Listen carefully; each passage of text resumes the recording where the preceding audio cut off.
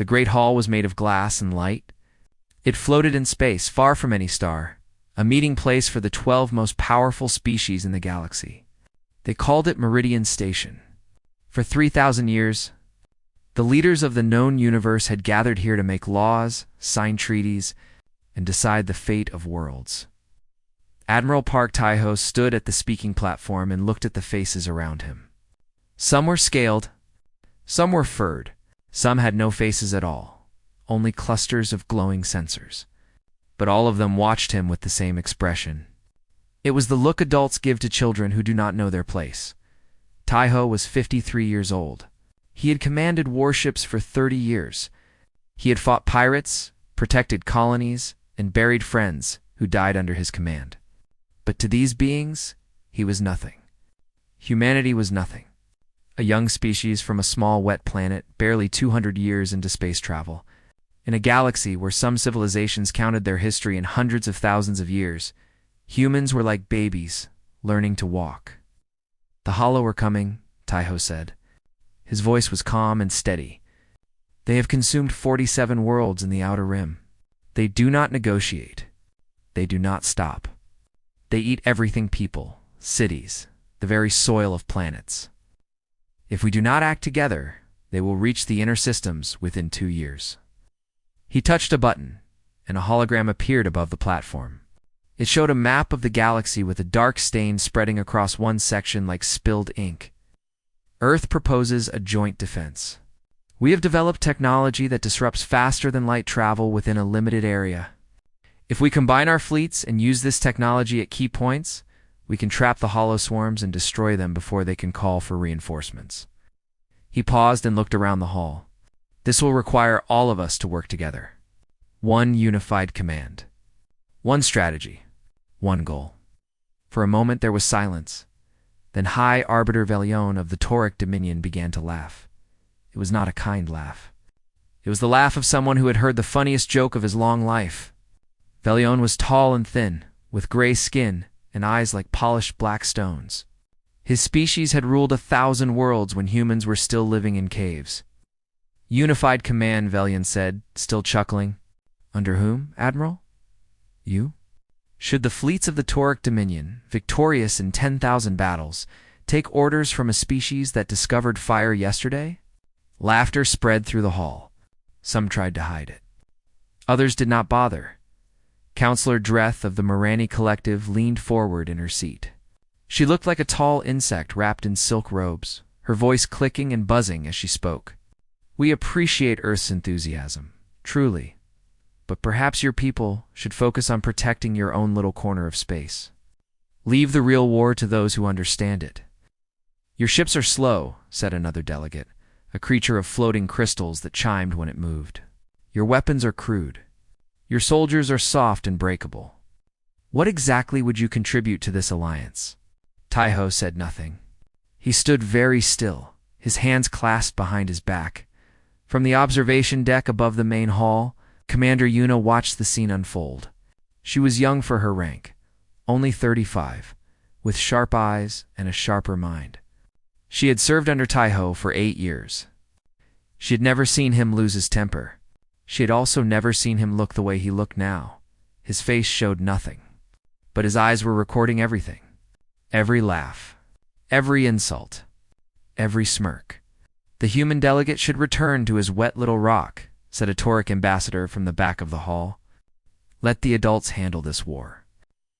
When we have won, and we will win, perhaps we will send Earth some pictures of the victory celebration." More laughter. Louder this time, High Arbiter Velion raised a hand for silence.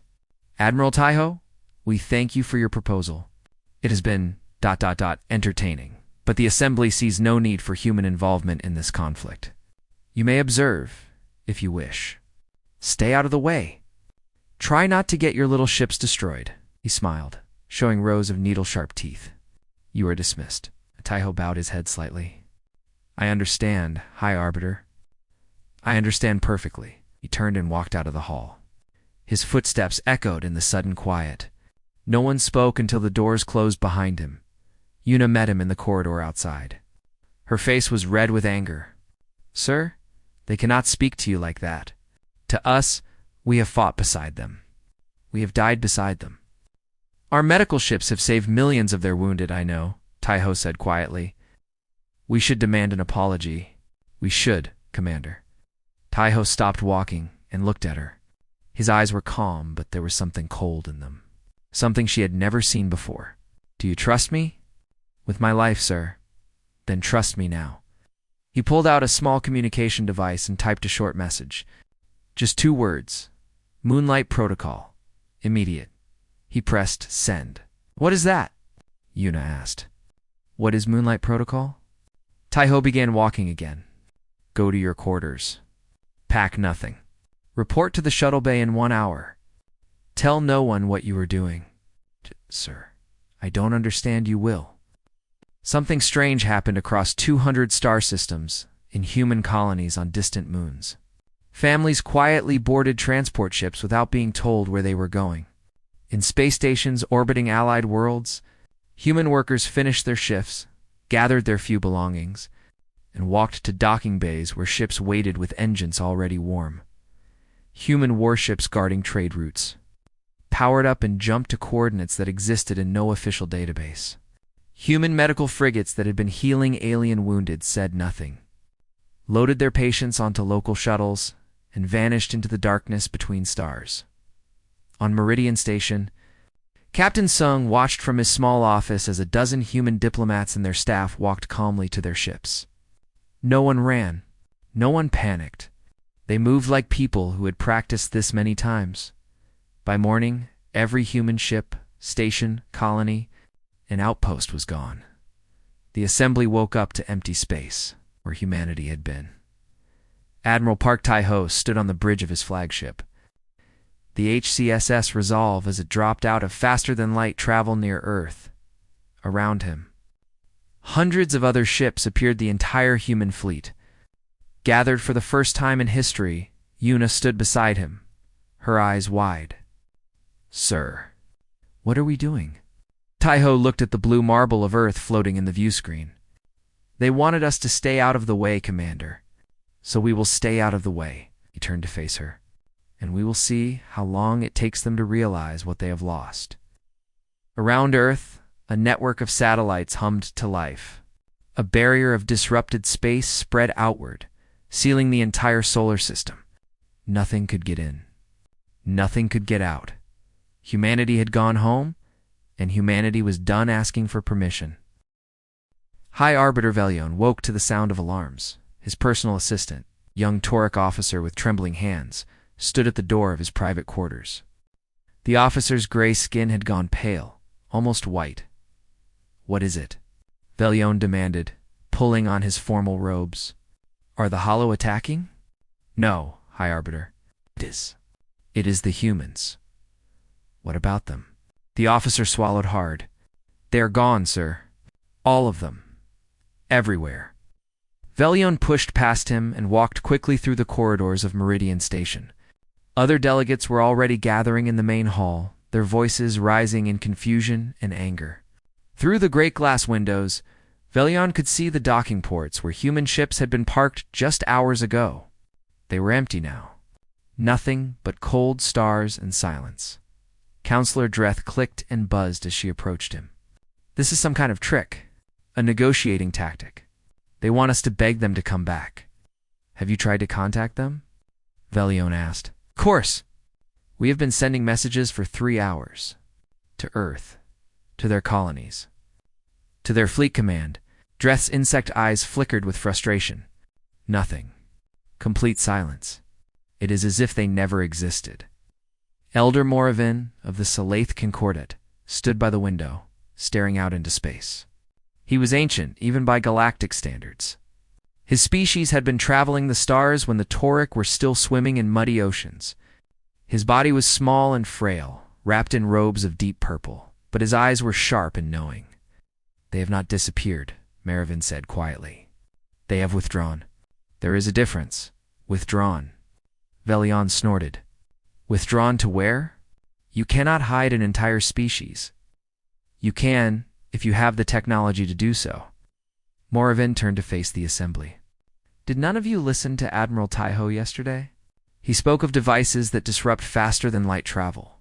If such devices can trap an enemy, they can also hide a home. You mean Earth is sealed, protected, invisible to our scans? Almoravin's thin lips curved into something that might have been a smile.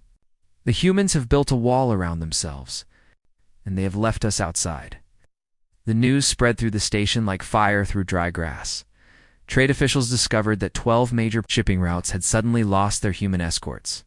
Without those escorts, pirate attacks increased by 400% in the first week alone. Communication. Officers found that 37 relay stations that connected the northern sectors to the rest of the galaxy had gone dark. Those stations had been built and maintained by human engineers. No one else knew how to operate them. Medical coordinators reported that 8 human hospital ships had vanished from their posts near the front lines. Those ships had been treating wounded from 6 different species. Now the wounded had no one to care for them. And in the war rooms where admirals planned their battles against the Hollow, officers discovered a terrible truth. For the past 50 years, human scout ships had been providing intelligence on enemy movements. Human analysts had been predicting Hollow attack patterns. Human tacticians had been quietly suggesting strategies that the assembly commanders took credit for. Without the humans, the assembly was blind. "This is absurd," Velion declared at the emergency meeting 3 days later. "We fought wars for millennia before humans crawled out of their caves. We do not need them." "Then explain why we have lost contact with 4 colony worlds in the past 72 hours, said Counselor Dreth. Her voice was no longer mocking. It was afraid. The Hollow had not attacked those worlds. They have simply advanced into space that used to be protected by human patrols. Now there is no one there. The colonists are calling for help, but we have no ships close enough to respond." Dreth's wings twitched with agitation. "We spread our forces thin because we counted on human ships filling the gaps. Now those gaps are holes in our defenses." Velion slammed his fist on the table. "Then we will fill those gaps ourselves." "With what ships?" "Half our fleet is engaged with the Hollow on the outer rim. If we pull them back, the Hollow advance accelerates. If we do not, our inner colonies burn." Dreth leaned forward. "The humans were doing more for this war than we knew. More than they ever told us." "Why?" someone asked. "Why would they help us without demanding recognition?" Elder Moravin spoke from his seat at the far end of the table. "Because that is who humans are. They do not help others for glory or reward. They help because they believe it is right." He paused. "And now they have stopped helping. Ask yourselves why." No one answered. Captain Sung remained on Meridian Station. He was the only human left in the Assembly's territory, a single intelligence officer, with orders to watch and remember. He had a small office, a small ship, and a communication device that connected to nothing. Every day, he watched the Assembly fall apart. He saw the emergency meetings grow longer and more desperate. He saw admirals shouting at each other, blaming each other for losses they could not prevent. He saw supply ships turned away from ports because no one could coordinate deliveries anymore. On the 14th day, the Hollow attacked a world called Sirith Prime. It was a Mirani colony, home to 3 billion souls. The Assembly sent a fleet to defend it. The battle lasted 6 hours. Without human FTL disruptors, the Hollow simply jumped fresh swarms directly into the fight whenever they started losing. The Assembly fleet was overwhelmed. They managed to evacuate 400 million people before the planet fell. 2.6 billion. Mirani died. Counselor Dreth stood before the Assembly that night, her insect body shaking. "We must contact the humans. We must apologize. We must beg if necessary. Beg." Velion's voice was ice. "The Tauric Dominion does not beg, especially not to children who ran away because their feelings were hurt." "Their feelings?" Dreth's voice rose to a shriek. "We mocked them. We insulted them. We told them they were worthless. And they responded by showing us exactly how wrong we were." She pointed at the casualty reports floating in the air above the table. 2.6 billion dead, Velion. How many more before you admit that your pride is killing us? "You go too far, Counselor." "I do not go far enough." Dreth turned to face the full Assembly. I am sending a formal request for assistance to Earth. If any of you wish to add your names, you may do so. If not, the Marani will face the consequences of your arrogance alone." She sent the message that night. It flew across the galaxy at faster than light speeds, carrying words of respect and requests for aid. When it reached the barrier around Earth, it vanished. No response came. Days passed, then weeks. The Hollow consumed 3 more worlds. Pirate fleets grew bolder. Trade collapsed. Famine spread to colonies that had not known hunger in centuries, and from Earth nothing. Only silence. Only the cold, patient silence of people who were waiting for the galaxy to understand what it had lost. Captain Sung stood at his window and looked out at the stars. Somewhere beyond those stars, his people were watching too. Watching and waiting. He wondered how much longer the assembly could survive before they finally understood. He wondered how much longer before they finally learned to say the words they needed to say. He wondered if it would be soon enough. 3 months after the humans vanished, the war was lost. No one said it out loud. The admirals still gave orders. The delegates still held meetings. The soldiers still fought and died. But everyone knew the truth. They could see it in the maps that showed the Hollow spreading across the galaxy like a dark disease. They could feel it in the empty spaces where human ships used to fly. 17 worlds had fallen. 17 planets, stripped of all life, reduced to bare rock floating in dead space. The populations had been consumed, eaten, digested, turned into fuel for more Hollow swarms. No one knew exactly how many had died. The numbers were too large to count. Captain Sung kept a record. Every day he wrote down the names of the worlds that fell. He wrote down the estimated casualties. He wrote down the reports of battles lost, fleets destroyed, and colonies abandoned. He sent none of this to Earth. His orders were clear. Watch and remember. Nothing more, but he saved every report. He filed every name. Someday, he knew, someone would want to know what happened during the 3 months when humanity was gone. High Arbiter Velion sat alone in his private quarters on the Tauric, flagship Unbroken Mandate. The name of the ship felt like a joke now. Everything felt like a joke. His fleet had been the pride of the Dominion. 2,000 warships, crewed by the finest warriors in the galaxy. Now he had less than 800 left. The rest were scattered wreckage floating in the void. Monuments to 100 battles they should have won. The latest defeat still burned in his memory. The Hollow had attacked a supply convoy near the Ashfeld system. Velion had led 40 ships to defend it. The battle had started well, his weapons tore through the enemy, his tactics were perfect. Then the Hollow had jumped in reinforcements. Then more. Without the human FTL disruptors, he could not stop them from calling for help. Without the human scout ships, he had not known how many Hollow were waiting nearby. Without the human medical frigates, his wounded had died before they could reach help. He had retreated. For the first time in 300 years, High Arbiter Velion of the Tauric. Dominion had ordered his ships to run. The shame of it sat in his chest like a cold stone. A message appeared on his screen. It was from Counselor Dreth. The agricultural moon is gone. The Hollow did not even attack it. They simply cut off the supply routes. 300 million Marani are starving.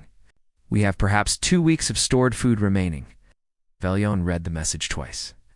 Then he closed his eyes. The Marani agricultural moon had fed half the Assembly's territories. Human cargo ships had protected the routes that carried its harvests to hungry worlds. Now those ships were gone, and the food rotted in warehouses no one could reach. He thought about sending a reply. He did not know what to say. What could he say? That he was sorry? That he had been wrong?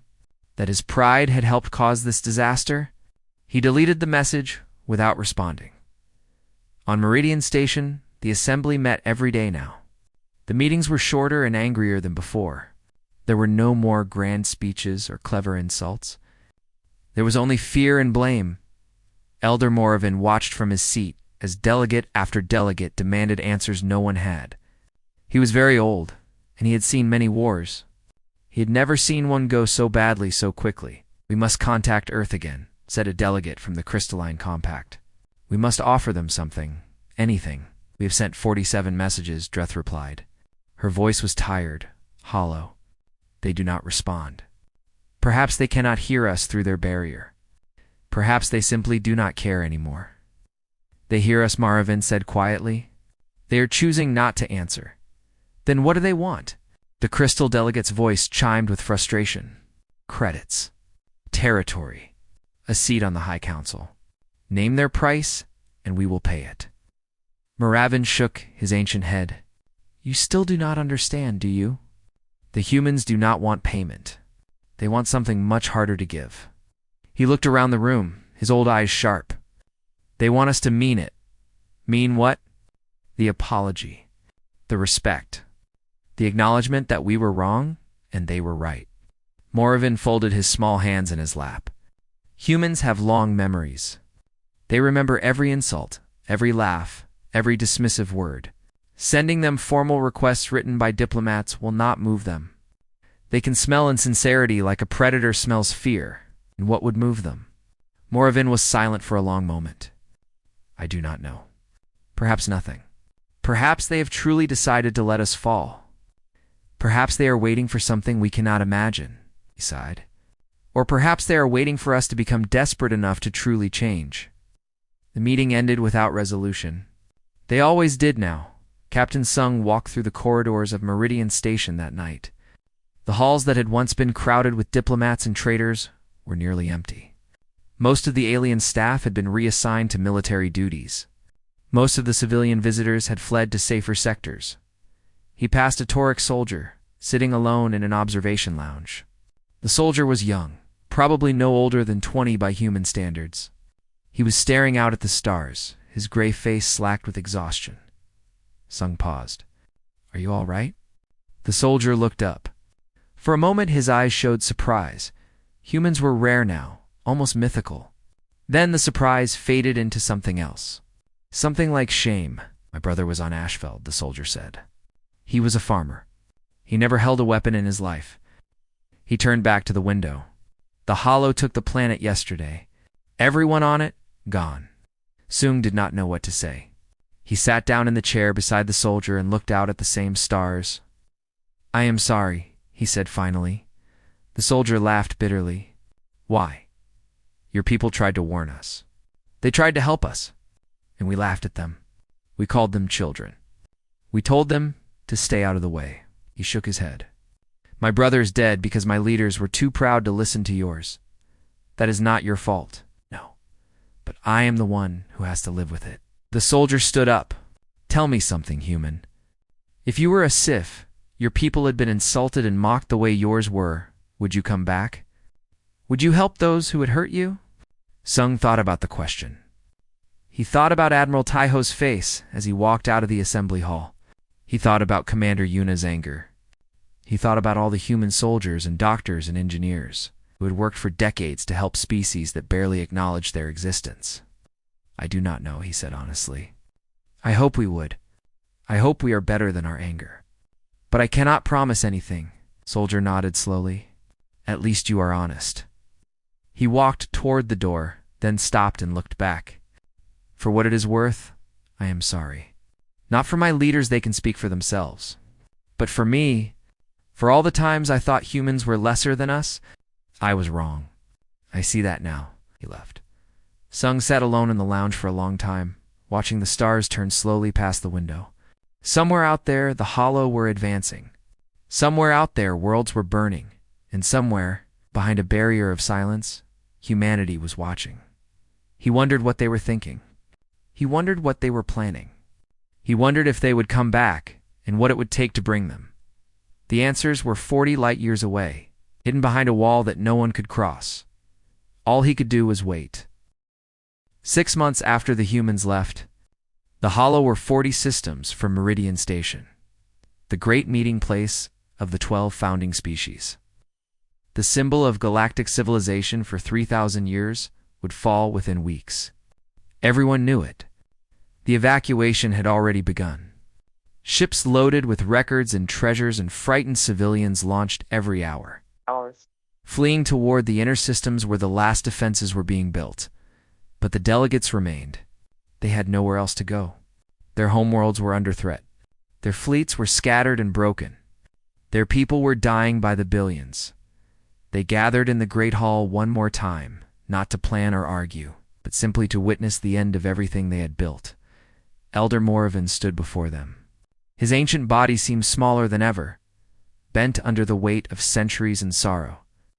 But his voice was still clear. "We have one chance left," he said. "One hope. And it requires something none of us have ever done before." "What hope?" Counselor Dreth asked. She looked terrible. Her insect wings hung limp, her compound eyes dull with exhaustion. "The humans are gone. They have made their choice." "They made their choice based on who we showed them we were," Moravin replied. "Arrogant, dismissive, cruel.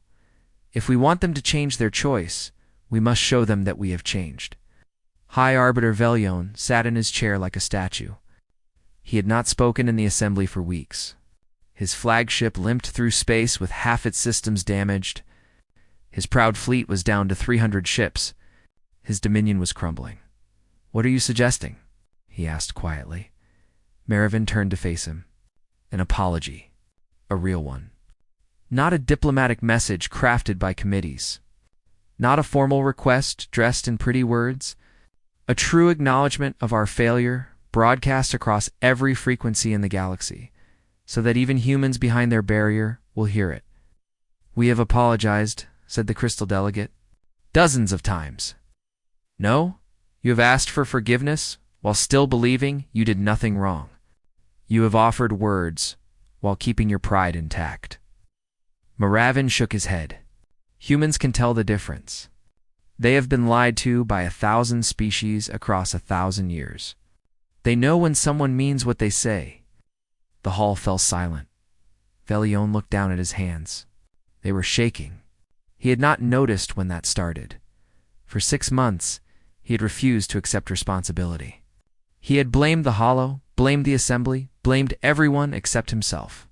He had told himself that the humans were being childish, that they would come back when they realized they needed the Assembly as much as the Assembly needed them, but the humans had not come back. And with each passing day, Velion had been forced to face a truth he had spent his whole life avoiding. He had been wrong, not just about the humans, about everything, about what made a species strong, about what made a leader worthy of respect, about what truly mattered in this vast and terrible universe. "Ashfeld fell yesterday," he said suddenly.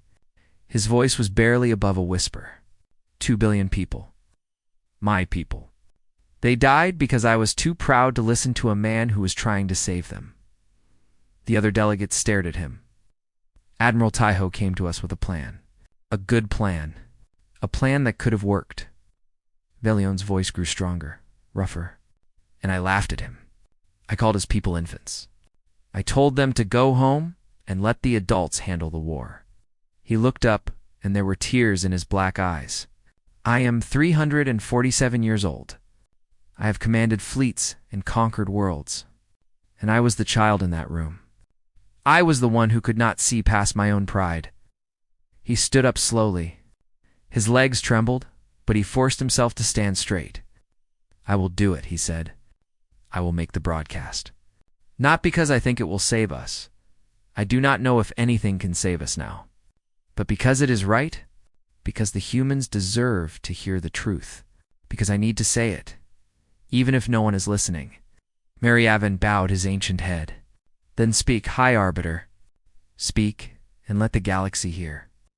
They set up the broadcast equipment in the center of the Great Hall. Every communication system on Meridian Station was linked together, creating a signal powerful enough to reach the farthest corners of the galaxy. Powerful enough, perhaps, to pierce even the barrier around Earth. Velion stood before the cameras. He had removed his formal robes and his ceremonial jewelry. He wore only a simple gray uniform, the same kind his soldiers wore. He looked old and tired and broken, but he looked honest. The broadcast began. "My name is Velion of the Tauric Dominion. For 200 years, I have served as High Arbiter of the Galactic Assembly. I have been called wise. I have been called powerful. I have been called many things. Oh, he paused. Today, I stand before you as a fool. His voice echoed across the galaxy, carried by 1,000 relay stations to 1,000,000,000 listeners. 6 months ago, the humans came to us with an offer of help. They had technology we needed. They had courage we lacked. They had a plan that could have saved millions of lives. And we laughed at them. I laughed at them. I called them children. I told them they were not worthy of standing beside us. He closed his eyes. I was wrong. I was so terribly, unforgivably wrong. On Meridian Station, delegates wept openly. On 100 worlds, soldiers stopped fighting to listen. On ships fleeing the hollow advance, refugees gathered around screens and heard words they had never expected to hear. The humans did not leave because they were weak. They left because they understood something we did not.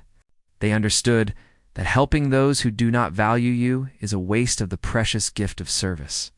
They understood that respect cannot be demanded. It must be earned. Velion opened his eyes and looked directly into the camera. We did not earn their respect. We did not deserve their help. And now we are dying because of our arrogance. He straightened his shoulders. To the people of Earth, wherever you are, whatever you are doing, I am sorry. Not as a diplomat. Not as a leader.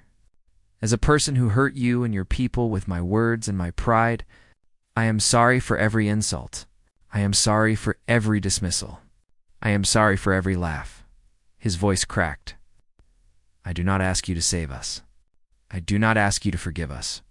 I only ask you to know that we finally understand. We understand what we lost. We understand what you gave us. We understand what you were trying to do. He bowed his head. If this is the end, then let it be an end with truth. The humans were right. We were wrong. And if anyone survives what is coming, let them remember that. The broadcast ended. For 3 days, nothing happened. The hollow advanced. Ships died. Worlds burned. And from Earth, only silence. Captain Sung had watched the broadcast alone in his office. He had seen the tears on Velion's face. He had heard the break in his voice. And for the first time in 6 months, he had felt something other than cold observation. He felt hope. On the 4th day, his communication device, silent for half a year, suddenly beeped. He stared at it. His hands were shaking as he picked it up and read the message. It was only 4 words, but they were the most beautiful 4 words he had ever seen. Asterisk, prepare them. We're coming. Asterisk, he ran through the corridors of Meridian Station, his heart pounding. He burst into the great hall, where the delegates sat in hopeless silence, waiting for the end. They're coming, he gasped. The humans. They heard you. They're coming. For a moment, no one moved. No one breathed. Then Velion looked up, and for the first time in months, there was light in his eyes. They're coming, he whispered. They're actually coming. Outside the windows of Meridian Station, the stars seemed to shine a little brighter. Help was on the way. At dawn on the 4th day, the barrier around Earth opened.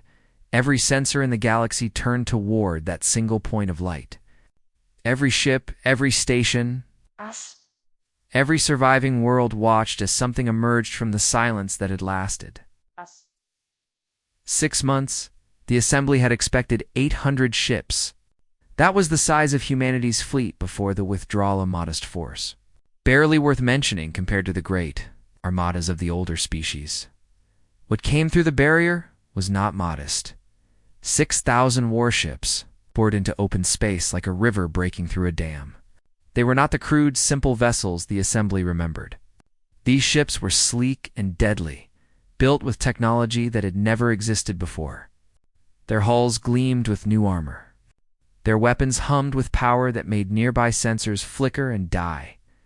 Behind the warships came support ships, medical frigates by the hundreds, supply vessels by the thousands, troop transports carrying millions of soldiers in cold sleep, ready to wake and fight at a moment's notice. And behind all of them, massive and silent, came the carriers. Each one was larger than some space stations, carrying fighters and bombers and landing craft that could darken the sky of any world. Commander. Yuna stood on the bridge of the HCSS Resolve, watching the fleet emerge around her. She had been part of this from the beginning. She had helped design the new ships.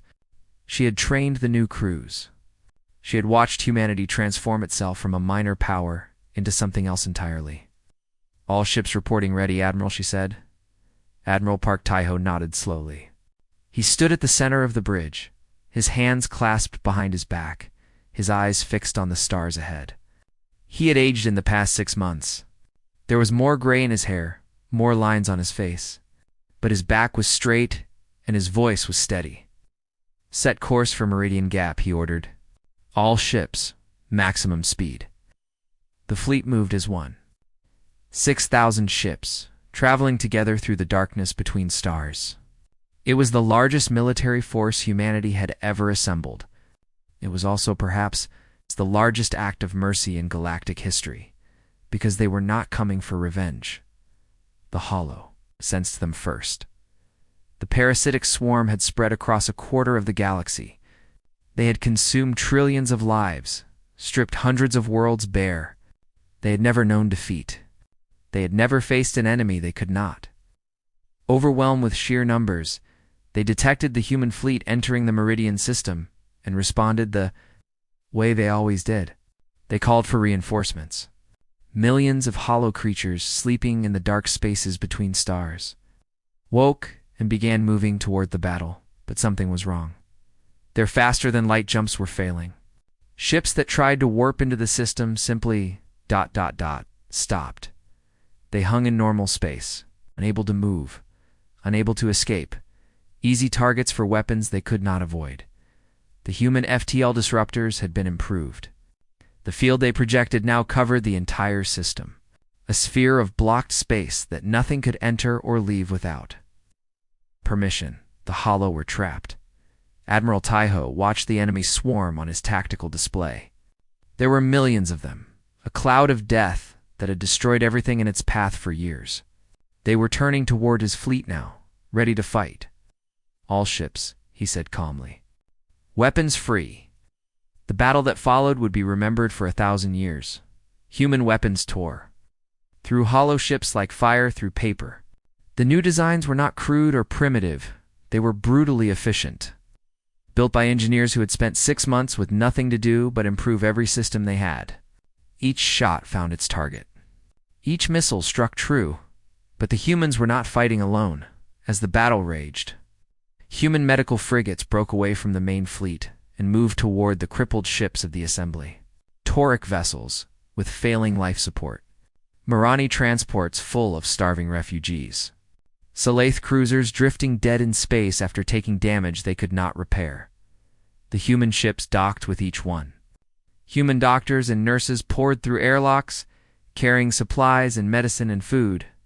They treated wounds without asking which species the patient belonged to. They fed hungry children without asking whose side their parents had fought on. High Arbiter Velion watched from the bridge of his damaged flagship as a human medical team came aboard. They moved quickly and professionally, setting up equipment, treating his wounded, saving lives he had thought were already lost. A young human woman stopped beside him. She was small and tired-looking, with blood on her uniform from patients she had already treated. She held a medical scanner in one hand and a bandage in the other. "You are wounded," she said. "Sit down. Let me help you." Leon had a gash across his shoulder where a piece of his own ship had cut him during the last battle. He had ignored it for days, too proud to ask for help, too stubborn to admit weakness.